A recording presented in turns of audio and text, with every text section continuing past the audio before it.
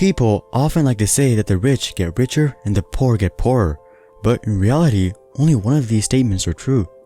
In fact, a study of 177 self-made millionaires found that 59% of them had a middle-class background, while a whopping 41% came from a low-income household, despite having exponentially fewer opportunities than the middle class. But even aside from statistics, a significant portion of the people we look up to didn't start rich or middle class, but poor.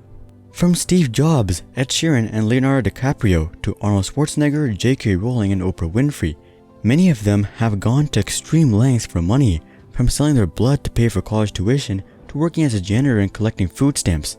So clearly, it's not a lack of opportunity or economic power that's holding back the middle class. But then, what is?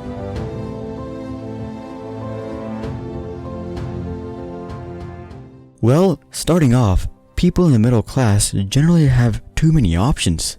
Having options are great, but in this case, it generally leads to procrastination and indecisiveness as the middle class indefinitely searches for the perfect opportunity. If it's stocks, they'll say they're waiting for the market to bottom. If it's real estate, they'll say they're waiting for lower mortgage rates. And if it's starting a business, they'll say they need more money. Now, these are meaningful reasons, as investing in a real estate or stock market crash can be quite lucrative. But the thing is, though wealthy individuals may become wealthier during a recession, they definitely don't wait around for crashes to build wealth. And really, the vast majority of people making such excuses are just using these excuses to justify a lack of action to themselves and or others. So most of them wouldn't even take action if the perfect opportunity presented itself. But even for the people that would take action, the issue is that they'll likely not attain whatever it is they aim to do, because the window of time for the quote-unquote perfect opportunity is small and unexpectable. Taking a look at the crash that just happened, you can see how many small peaks and valleys there were on the way down that could have been interpreted as the market bottom. The truth is, not even Warren Buffett or Ray Dalio could reliably predict the bottom. But even if you did, what happens when the market returns? Would you sell when the market reaches all-time highs again? If so, you would have actually gotten a solid 50% return in the past crash. But then what's the plan after that? Wait another 12 years for the next crash and hope that you can score the bottom once again? Even being one day late would cost you 10%, lowering your returns to 40%. I think you guys can see the problem with trying to time the market. Even the biggest companies in the world don't time the market.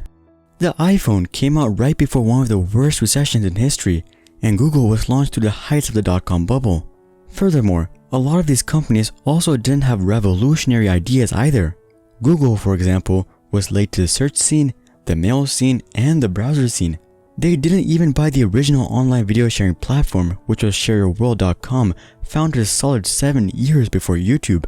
Despite not being first at anything at the start, they have come out first in the overall internet game. Evidently, the excessive options available to the middle class often hold them back, as they endlessly search for the perfect opportunity, when studies have shown over and over again that time in the market is much more valuable than trying to time the market, whether stocks, real estate, or starting a business. Moving on, the middle class is more fearful of risk because they actually have something to lose. A lot of people in the middle class have high-paying jobs well into 6 figures, and they don't want to leave behind the safety of that job to start a business. Similarly, the middle class doesn't want to risk the money that they have slowly saved up for years. They would rather just continue to slowly save up rather than trying to grow the money. Conversely, low-income individuals don't have anything to lose. Anything would be better than their low income and low savings. And that brings me on to one of the most important pitfalls of the middle class, which is that they're comfortable. Sure, they'd enjoy making more money or becoming wealthy, but they are for the most part already satisfied with where they are and don't see a need for change. They already have the house, they already have the cars, and they can already afford some fun here and there. But this is only partially true, and oftentimes the excuse the middle class use to continue stagnation. Now, if you're in this stage and enjoy your career, then there's no issue whatsoever. But the fact is that you would be in the vast minority, because according to Gallup, 85% of people hate their jobs. So if you're in the middle class and fall within this category, then whether you like it or not, money will solve a lot of your problems. Maybe having more money would enable you to finally quit the job you hate. But it doesn't even have to be that big of a change. If it's the 2-hour commute that's eating you up, then money can help you relocate close to your job. Or if it's the boss or culture of your office that you hate, money would give you more flexibility on where you work. So, for the vast majority of the middle class, having more money would be a bigger benefit than they would like to admit. We often see a bunch of studies showing that after $70,000 or $80,000 a year, the correlation between making more money and happiness dies out. But I think there's an inherent flaw with establishing such a relationship, because correlation does not show causation, and there are a variety of factors that influence this relationship.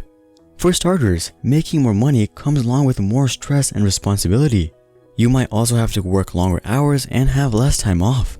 So really, it could even be argued that the fact that the money happiness graph stagnates at one point proves that making more money is making these people happier.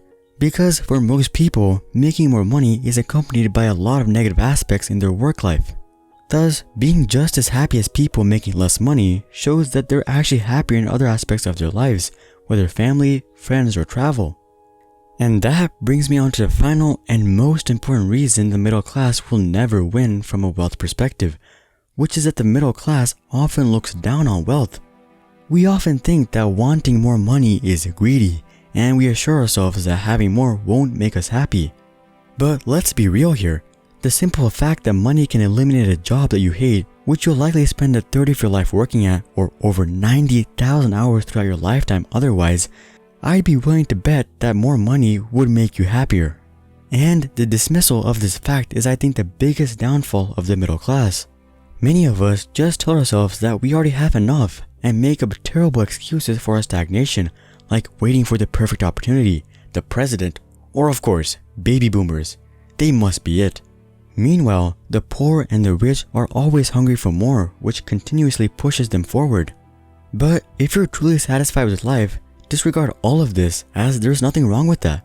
Just don't be part of the 85% of people who are lying to themselves on a daily basis.